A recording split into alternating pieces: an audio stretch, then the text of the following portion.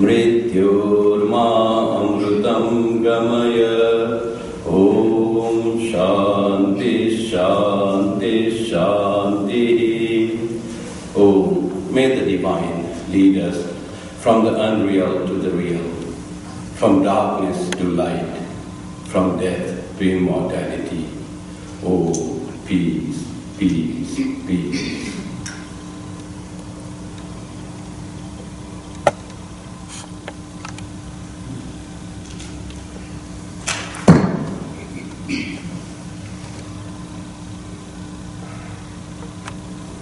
This song is dedicated to the Holy Mother Sri Sharada Devi. This song depicts her life and service for humanity. O Mother Sharada, there is no comparison of your love, service and struggle for the humanity. In her abode of love, there is no one is true or untrue. There is no high or low caste. Prayer to you, O Holy Mother, please touch me with your soothing, cooling touch of illumination. Mother, we have seen you working tirelessly for others with no distinction, no discrimination. You bless the poor afflicted with misery with your benign glance of parallel love. O Mother Sharada, there is no comparison of your service, love and struggle for the humanity. You are the only illumination in the darkness of ignorance.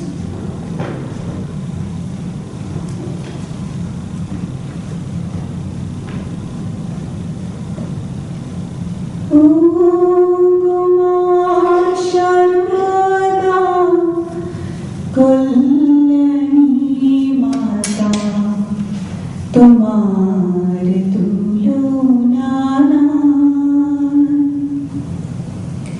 ओ गुमा शारदा कुल्लनी माता तुम्हारे तुलो नाना तुम्हारे कृपाए हमरा तुम्हारी कृपाए हमरा शोभाए आधारे आलोको पाए ओ गुमा शारदा कल्याणी माता तुम्हारे तुलो नाना श्री राम कृष्ण लीला संगिनी सुचारु मुरारी शंख जाननी श्री राम कृष्ण लीला संगिनी सुचारु शंख जाननी जुगे जुगे लोके पूजे माधो माय जुगे जुगे लोके पूजे माधो माय करुणा छुआ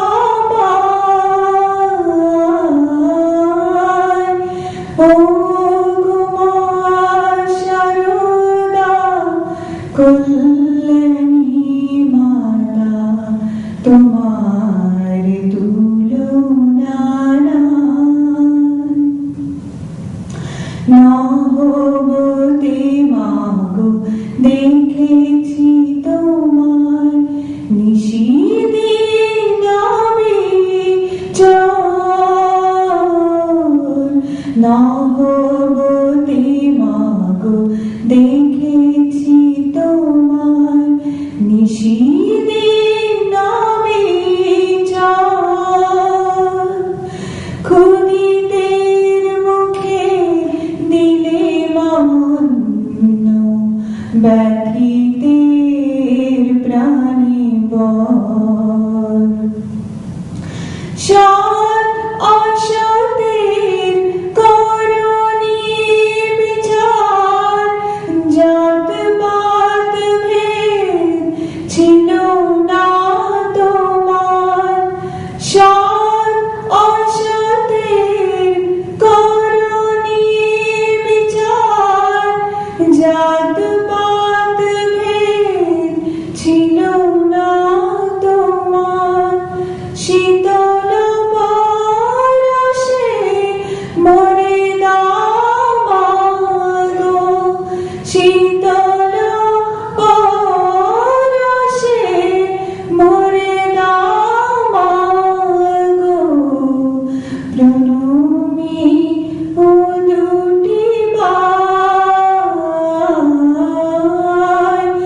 ও গো মা শারদা কল্যাণী মাতা তোমার তুলনা নাই তোমার কৃপায় আমরা সবাই তোমার কৃপায় আমরা সবাই আধারে আলোক পাই ও গো মা শারদা কল্যাণী মাতা তোমার তুলনা নাই ও গো মা শারদা কল্যাণী মাতা তোমার তুলনা নাই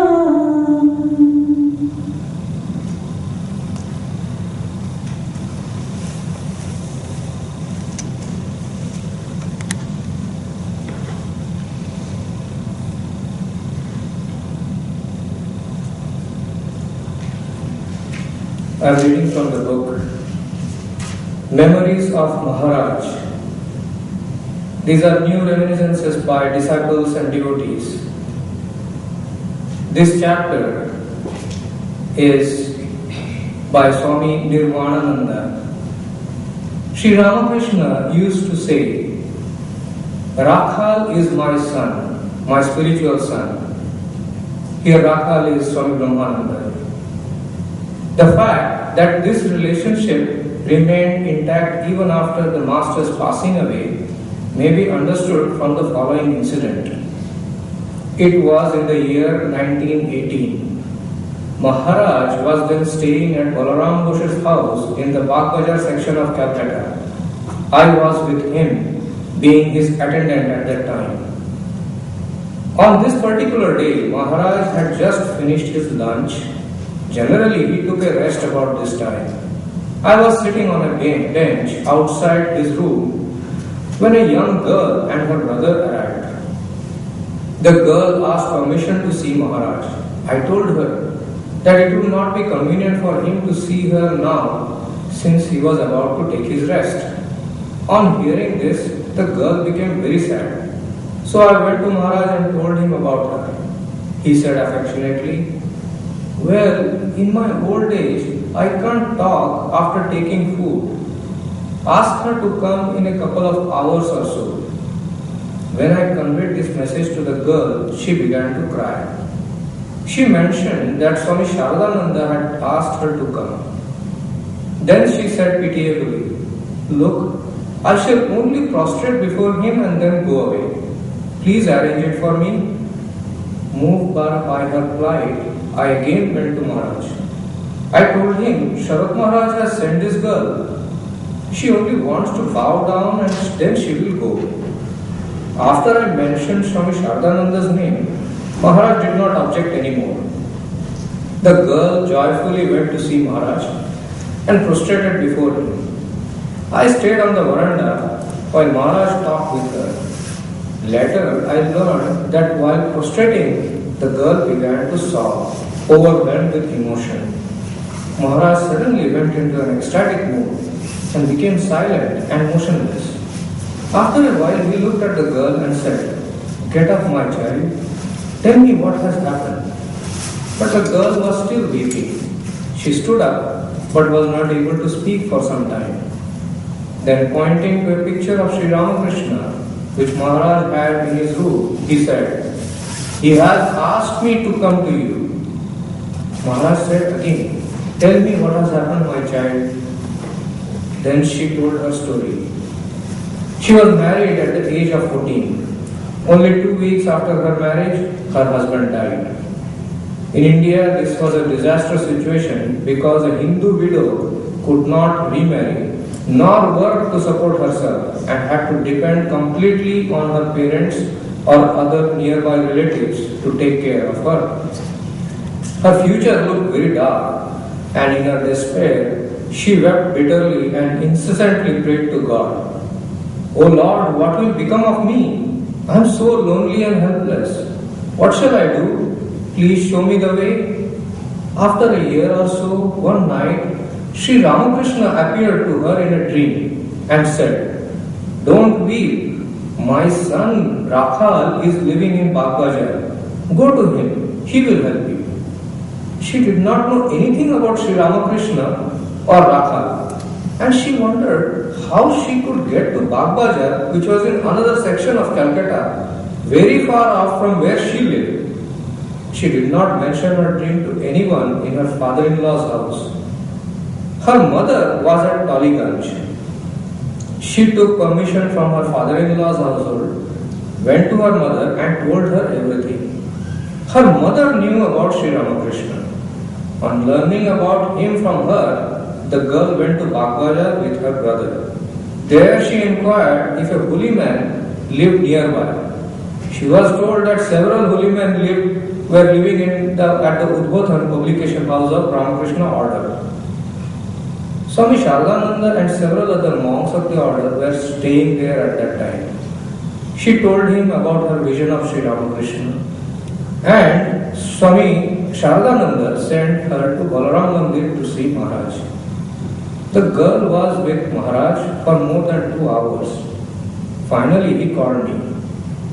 As I entered the room, I noticed the girl already had received initiation.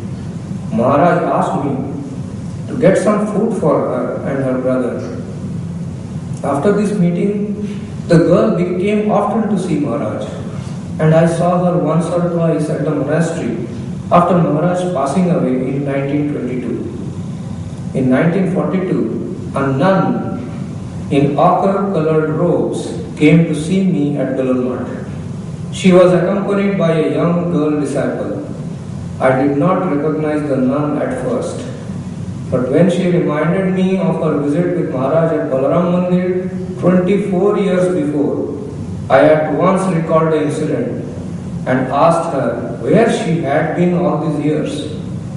She answered that following Maharaj's instruction, she had spent her time in spiritual practices in places of pilgrimage such as Banaras, Vrindavan and Haridwar. Now she was living in Calcutta near Kalighat with a few disciples. Her appearance itself showed a definite spiritual attainment. About 3 years later, the same girl disciple who had accompanied the nun to the Belur came to see me. When I inquired about her teacher, I was told that she had passed away 2 years before. During her last days, she was ill. One morning, she asked for an almanac to find the nearest auspicious day. On that day, she asked her disciples to devote their time to prayer and meditation. She herself repeated the names of Sri Ramakrishna, Holy Mother and Maharaj. While doing so in full consciousness, she left the body. Then it's ready. Now short period of meditation.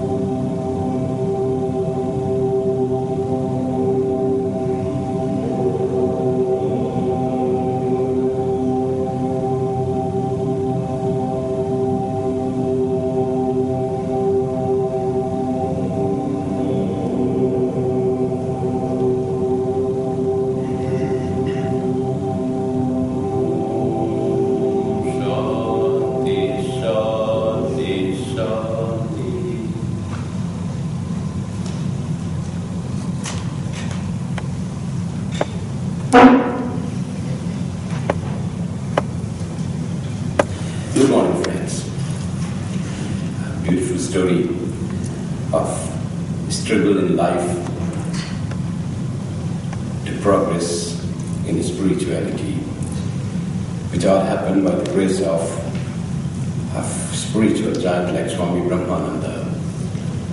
Swami Brahmananda was 10 days younger to Swami Vivekananda. Swami Vivekananda birthday this year was on 31st of January. Swami Brahmananda's birthday, according to Tithi this year, is on 10th of February.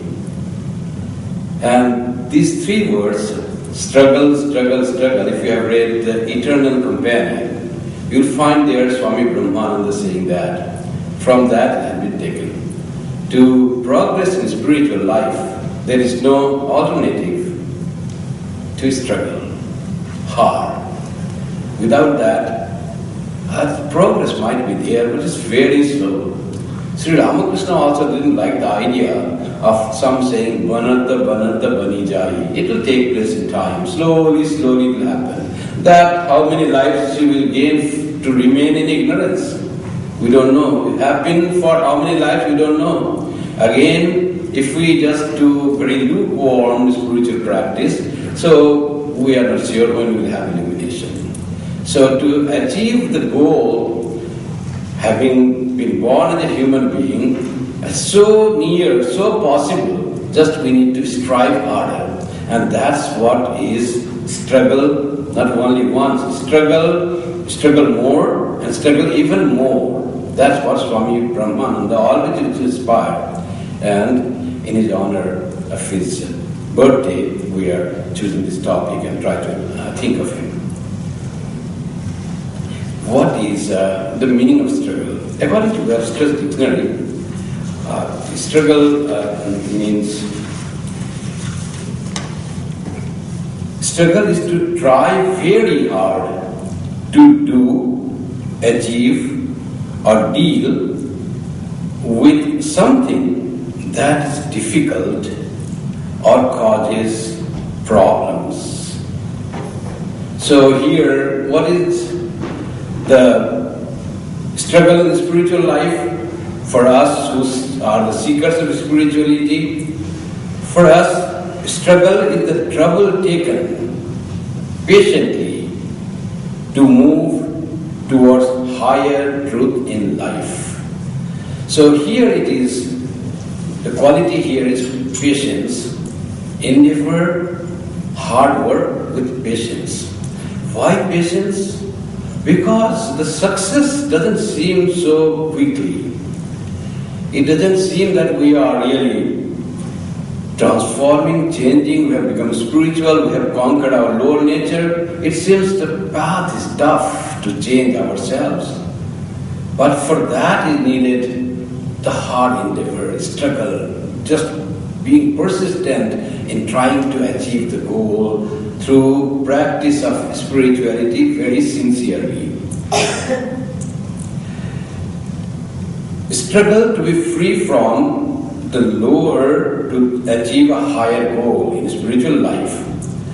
Struggle for the soul starts from the womb of a mother. To be in better and perform better, and then towards final destination. Soul's own journey towards eternal supreme soul. That is the goal of spiritual life. We want to reach the supreme soul, and we want to be one with the supreme soul. In the language of jnana or jnana yoga, we want to understand, realize that we are the supreme soul. Jivo Brahmaiva Navara. I am Atma Brahma. I am Brahman. To understand that is the struggle. That is the Supreme Soul. And in the language of the Bhakti, to see God in me and in all. And to divinize everything in this creation. Everything becoming God.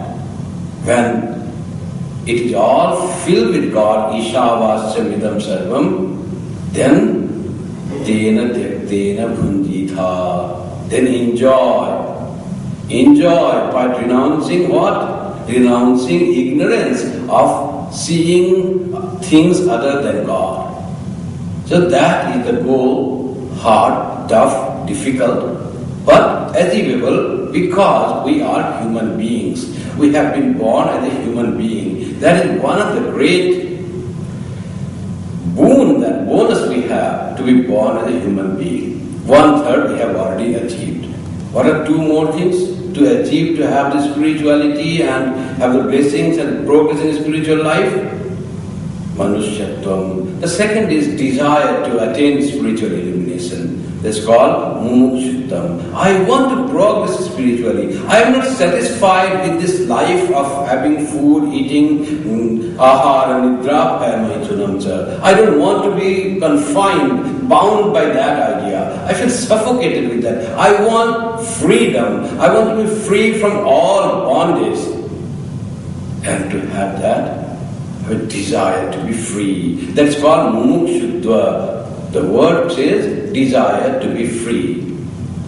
This is the second thing that we have. We have something, otherwise we won't be here. We have wish to transform ourselves. We are not satisfied with what we already achieved in the worldly life. We want a spiritual life. We want spiritual progress.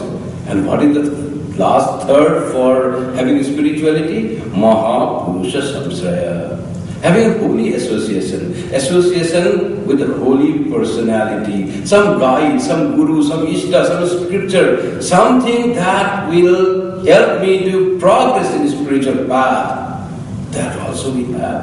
We have spiritual ideal as our ishta. We have spiritual teaching in our scriptures. We have association with the people who understand and who we think are close to the ideal.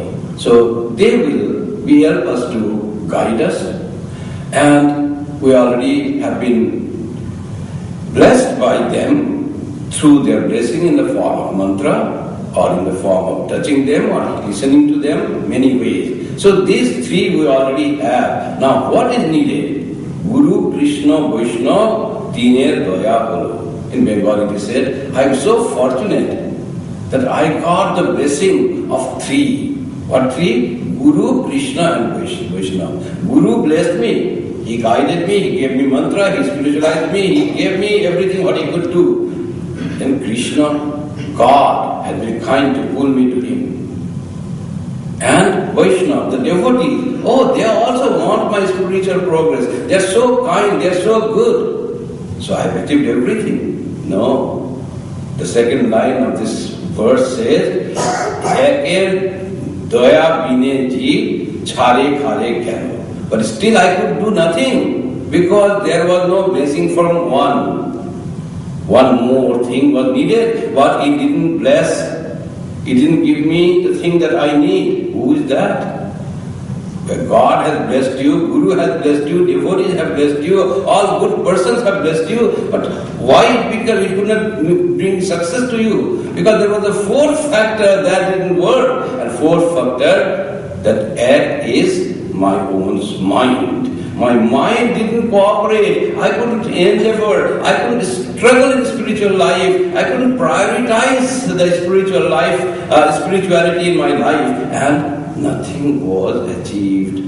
Something was done, but that was very insignificant. When there is the grace of all these three, there will be something.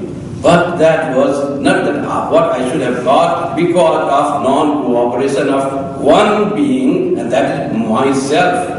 So I have to add my will for that.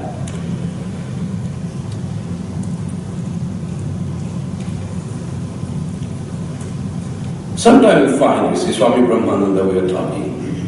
He used to do japam, practice spirituality, do meditation. Swami Turiyananda once asked, brother, why you have to practice so long? You have achieved everything. Sri Ramakrishna has given you everything. He used to love you so much. And you have attained all samadhi, whatever nirvikalpa, savikalpa, whatever is there. Why you have to still sit regularly in meditation? You have to put a asana and sit there. Swami Brahmananda said, yes, Sri Ramakrishna has given me everything. There is no doubt about that. But It is given. Now I want to acquire, make that knowledge, that love, that spirituality my own by the spiritual practice. That is very much needed. Spiritual struggle is needed for even incarnations of God. They also struggle for achieving the realization. Though they are God themselves have come in the form of human being. Once you are caught in this human being, we are caught unwillingly through our karma. And the divinity, God is caught in the Maya by their own will. They say, let me be caught in the Maya. And once they are caught, they have the same consequence. They have to practice spirituality and have to go through all this struggle to realize the truth. Though they know they are the highest, but still they have to pass through that. Every incarnation of God had to do the spiritual practice. Jesus was not found for 12 years. Buddha did a lot of practice for so many years. Krishna used to go, and that was said. Rama used to go to Vasishtha, Krishna to Sandipani ashram. And Sri Ramakrishna's life is so detailed, expressed and explained how much he had to struggle to see God. Rub his face, he bleeded, he bruised, and crying, wet, the shirt, the body becoming wet with tears. Tears. Say, mother, show me, I have not seen you. When will I see? Life is going, another day passed. When will I see you? This is the struggle. Yearning, one-pointed devotion. We find a lot of struggle examples of struggle in different Swami Vivekananda and also Holy Mother that we will relate later on. Struggle in life of soul is to become free from bondage. That is the goal of life. For that is all the problem. Soul is bound to these mundane things. Greed, desire for name, fame, lust, all this anger, all they are bound to that. They are harmful, they are unwanted. Still we can't give up those things. They just come without even invitation. We don't want them to come, but they come. So that is the bondage. We are bound by those. How to be free from that, free from the barriers of all these things. The greatest barrier in spiritual life is identification with the body. I am this body. Instead of saying, I own this body, or I reside within the body, or body is my sheet or coat, like a cloth, we say, I am this body, we identify. So to get rid of this identification with the body is a great bondage. And there is bondage of mind, its lower thoughts. So struggle paves the way towards truth and freedom from ignorance. Struggle in spiritual life is to walk upwards on a steep path. The path is steep, but very rewarding. You have to be aware of the fall from this steepness. Because if you have progressed still and you say that, oh, I have achieved, I have done, I can now sit for meditation for 10 minutes. Now I am a big holy person. But there will be so great fall than even ordinary person if that arrogance and ego and pride comes. So there can be really great fall. In Hindi there is a nice couplet. They say, Sadhu hona kathina hai, jaisa ped khajur. To become a real holy person, spiritual, illumined person is very difficult. It is like climbing the palm tree. Palm are quite tall and without any branches, and they have like the very leaf, some remnants are there. It's very difficult to climb the palm tree. Chadhe to chakhe amrita phal. If you climb that, there are very nice fruits are there, tasty, nectar-like sweet fruits. If you can climb there, then you can taste that nectar-like fruit. Amrita phal. You have to climb in the spiritual life. It's like climbing the palm tree, tall, on branch tree. And if you climb, chadhe to chakhe amrita phal. But if you fall, what will happen? Gire to chakna chur. If you fall down, then everything is gone. You are broken into pieces. You go even down below, everything is lost. Sadhu hona kathin hai, jaisa ped khajur, chadhe to chakhe amrita phal, gire to chakna chur. Chakna chur means everything is lost. So one has to be very alert in our spiritual life.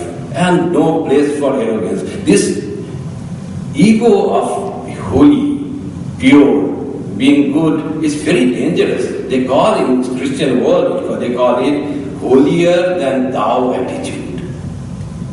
The monks, spiritual practitioners, sadhus, they often can have that. I am purer, I am better, I seek for God, I am closer to God. Oh, you are ordinary person, you are so ill-cultured.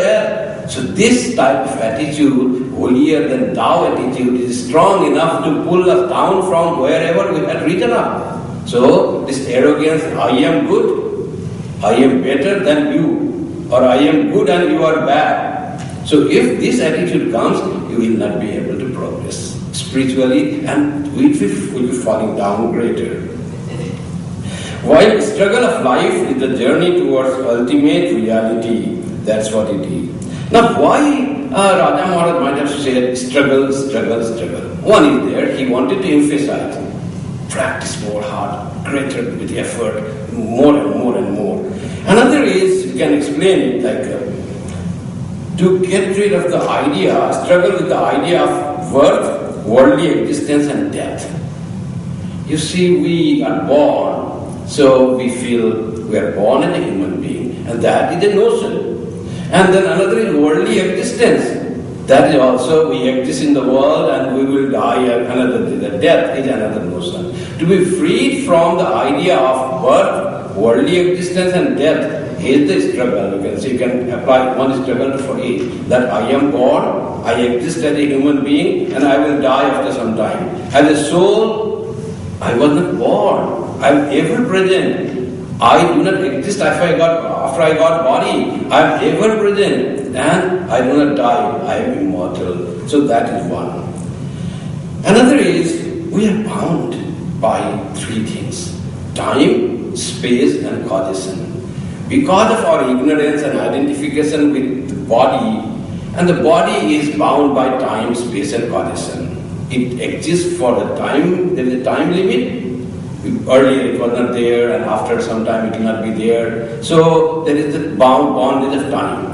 And it exists at certain place it is there, other place it is not there. That is time, space. And causation, because it is the product of some cause. It is the effect of some cause. So time, space and causation, it has bound us. We are under the bondage of that. Goal is to be free from that. No time will be binding to us. We will be eternally present. We will be present, omnipresent everywhere, and not affected by cause and effect sequence. So to get rid of these, we need to struggle hard. That is to understand our true nature. Another three types of struggle may be emphasized. We have to get rid of three types of gunas. Whole creation is made of three types of gunas: sattva, rajas and tamas. And especially manifest in human beings. And all these three gunas are binding. They create bondage in us. So what is sattva? Sattva, Sri Krishna says in the Gita, 14th chapter, Tatra sattvam nirmalatva prakashakam anamayam. Sattva is pure. It is illuminating, but it also binds. How does it bind? Sukha sangena badnati jnana sangena chanava. Oh sinless one, he says to Arjuna, you have no sin, but still sattva guna bounds you. How does it binds you?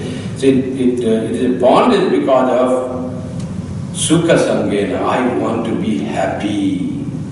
This desire comes by sattva guna, and I am a man, human being of knowledge and ignorance. This idea is also bondage. To go beyond knowledge and ignorance, to go beyond happiness and misery, that is what going beyond sattva-guna. The Sri Ramakrishna prayer, Mother, take this virtue and this vice, Both you take two flowers into hand and give me pure love for your lotus feet. Give this honor and take this insult, take this both and give me pure love for thy lotus feet. Take me beyond even Sattva Guna. And Raja Guna is binding, there is no doubt about. Raja Guna is manifested in passion, desire to have name, fame, and these all are binding things.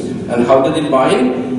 Rajo Ragat Makam Vitti Trishna Sangha Samudam. Desire, Trishna, thirst for what? I want to be rich, I want to be famous, I want to be this, I want this Trishna, just desires. They just bind us.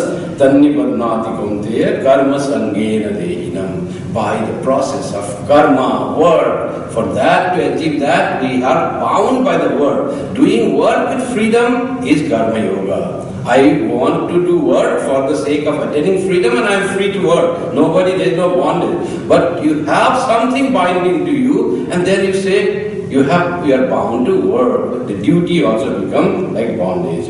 And what is tamoguna? Tamoguna is ajnana, moha, pramada, alasya, nidra. It is ignorance, delusion, and it's carelessness, sleep, and laziness, lethargy, sloth. That, of course, binding, it never gives us freedom.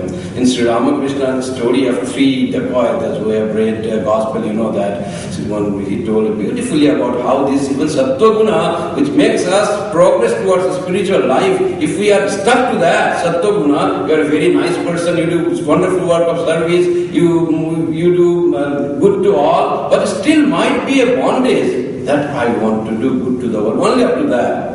One of Sri Ramakrishna's disciples said, Thakur, I want to use all what I have earned to do good to the world. That is the case. He thought Sri Ramakrishna would be very happy and pat. Yes, you are my true disciple, true devotee, that who wants to spend all the earning for the good of the world. He says, Sri Ramakrishna says, how big is the world, you know? World is enormous.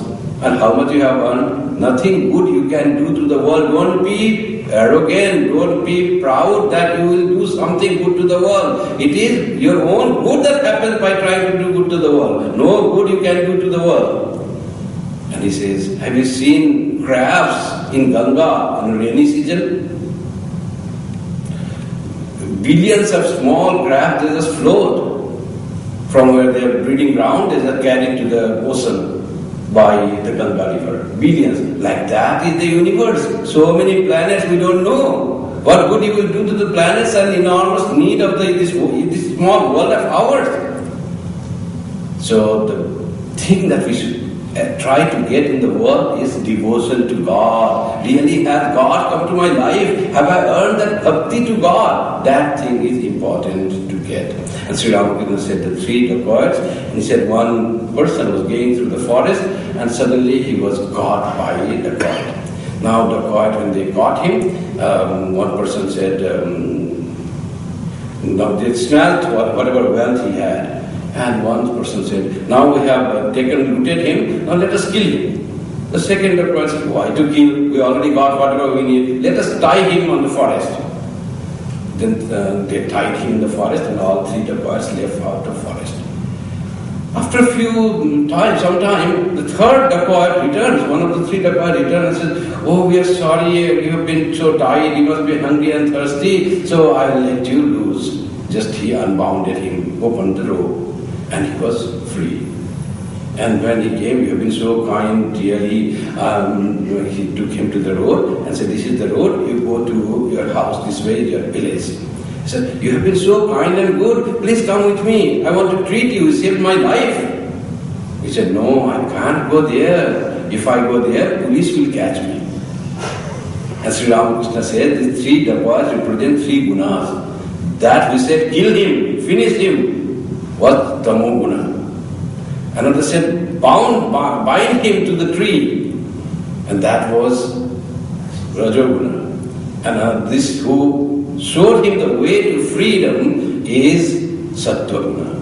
The story's climax is, even the Sattva-guna cannot take you to the point of freedom. It can help you to attain freedom. But still, if you are with him, it is a dacoit. Still it is a part of dacoity that binds us. And only you have to achieve, try to go beyond all these three gunas.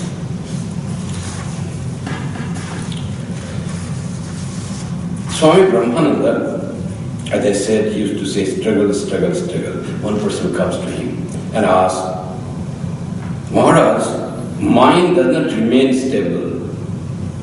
For it always doesn't. When I try to meditate, try to think of one thing, it just wavers. It thinks of everything else than what I try to fix upon it. It just jumps, moves, runs. Maharaj said, practice meditation and japam daily. Mind is like a restless child, always running here and there. Pull it back again and again and keep it on your Ishta. Practice for 2 to 3 years. You will find a great joy within yourself. In the beginning, meditation is tasteless. Do it like taking a bitter medicine. In the beginning, meditation is a battle with the mind.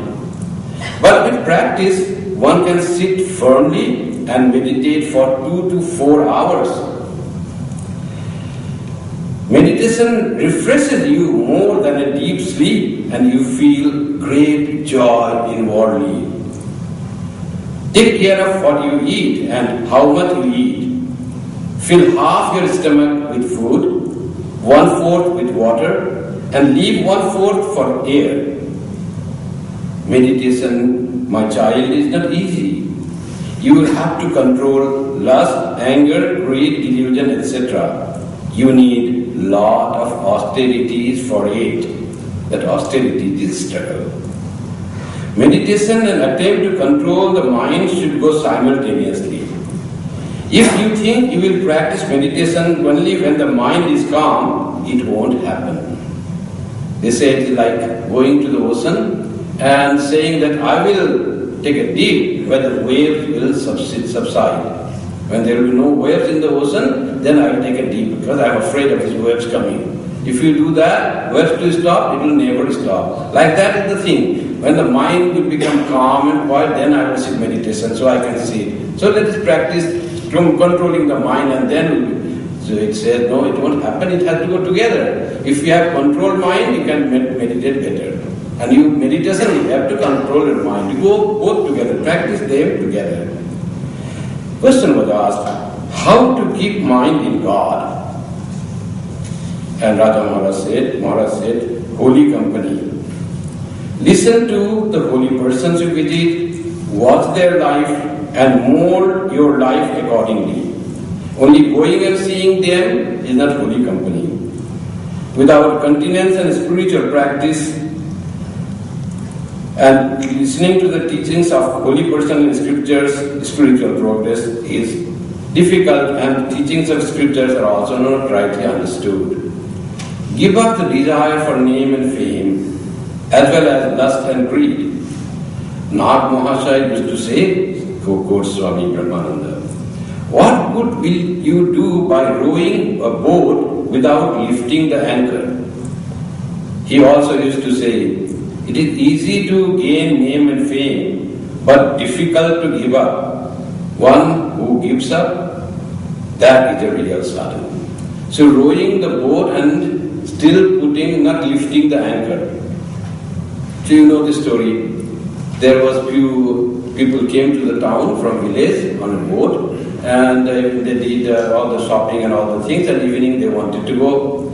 And it was getting evening to night and they put the things and some of them fell down, some of them were rowing. Whole night they rowed the boat and next morning when they wake up, when the light comes and they find they are at the same bank. Not an inch they have moved. They said, how did it happen? So then someone told, did you pull the anchor? What was the anchor there? Someone said, oh, I forgot to do that. So, if we do all the type of spiritual practice with all those things, not trying to remove those weaknesses and impurities of mind, then there will be difficult to progress. We'll be doing japam. Every day we'll come to the temple, we'll go there, offer flowers, offer prayer, we bow down to the statue. And yet we are not trying to get rid of impurities of our mind. Lust, greed, competition, seeing defects in others, all those are in me. I see that person is bad. So if that happens, there will be no spiritual practice. It will be like rowing the boat without lifting the anchor. That Nagmahasa had said, great devotee of Sri Ramakrishna. Now, let me say shortly, in short, what you gain by struggle in spiritual life. What happened? We will progress in spiritual life, but what do you gain? We gain mystic experience, if we are advanced, of course. Mystic experience can be, while we meditate, can be, the scriptures say, you can see the snowflakes in the time of meditation. Smoke, sun, wind, fire, fireflies, lightning, crystal and moon. These are described. During meditation, when it goes deeper and you have true meditation, this type of visions can come in your meditation time. Not your mind just runs here and there. And if you still advanced, some may see any of these or all of these. And some may even hear the anahata dhvani, the sound that is ever present, which ordinary person cannot hear. That hearing those things and seeing these things gives a great joy and peace inwardly. And when we, through struggle and progress in spiritual life, our personality is transformed. There comes a spiritual joy and a spirit of dedication for the things we do. The spirit of humility, it comes. Also it is expressed as increased efficiency. Whatever we do, work, it becomes more efficient in shorter time with less mistakes we do. And it is said, when we progress spirituality, we have less feeling of privacy, less of keeping need of secrecy. You become open, your life becomes open. Sri Ramakrishna used to say, see a sadhu at daytime and also at night. His life should be always open. Even ask Swami Vivekananda not to pull the curtains. So like that, be open. Everything should be seen. There is like a glass. It's a pure. Nothing is hidden there. A spiritual life, when it is progressed, there is a change in priorities of life. From material priority to psychological priority to spiritual priority. That is the advancement of priority in life.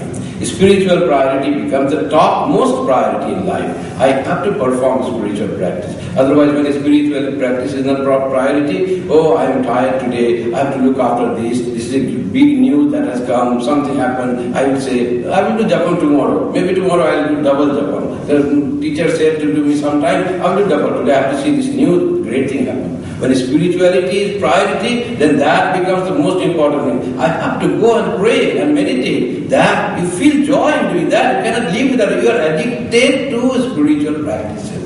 And that comes through struggle in the preliminary stage, and that becomes a habit in later on.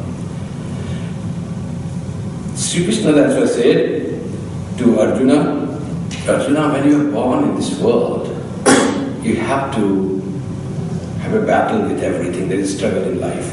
But the struggle has to be accompanied with your mind given to me. Mam anusmara yuddhacha tasmat sarveshu kalishu. At all times, remember me and struggle life. Fight the battle of life, not only with Arjuna and Kaurava and all those things, but you have to find all throughout your life, the struggle will continue. With yourself, the greater way, not with the world outside. When you conquer yourself, you will find you have conquered the world. Because there is no one to be conquered then. When Arjuna said to Sri Krishna, why to kill and fight with our own relatives and kinsmen? I can live life by begging. Sri Krishna said, no, Arjuna, you cannot do that. You are not made for that. You are not prepared for that. You are saying it emotionally. You are a king, lot of Rajaguna is there in you, you cannot do that. If Arjuna was really prepared for that type of life, perhaps Krishna would have given permission. And when we continuously think of God and yet struggle in life to progress ourselves, and everyone becomes truly my friend, then there is no question of any more struggle. Struggle has come to an end. All have become Vasudeva Sarvamiti. Mayarpita Mano Buddhi, and offer your buddhi, your intellect, and your mind to me. That I should be in your thoughts, in your emotion. I should totally occupy your being. Mayarpita Mano Buddhi, if that is done, Mam Eva Eshyasi, then you will definitely attain me. Then you will have definitely spiritual progress. Then you will have definitely attained the goal of human life. Mam Eva Eshyasi Asansaya. There is no doubt that Sri Krishna, God incarnate himself, promises that, remember me, struggle in life, struggle with yourself more, and give your mind to me, your buddhi, dedicated buddhi to me, that if you could do this and make me be possessed with my thought, then you will Vasudeva Sarvamiti, then you will see God present, residing everywhere. And when that is done, that is called Mam Eva Eshyasi, attaining to God, the spiritual realization, Atma Sakshatkara, seeing the Atma, becoming one with the Atma, and Brahma Jnana, knowledge of Brahman. Different terminology, but same thing, that is spiritual illumination. So, the thing to achieve that is again 3 words, 1 word thrice rather, struggle, struggle, struggle. Thank you.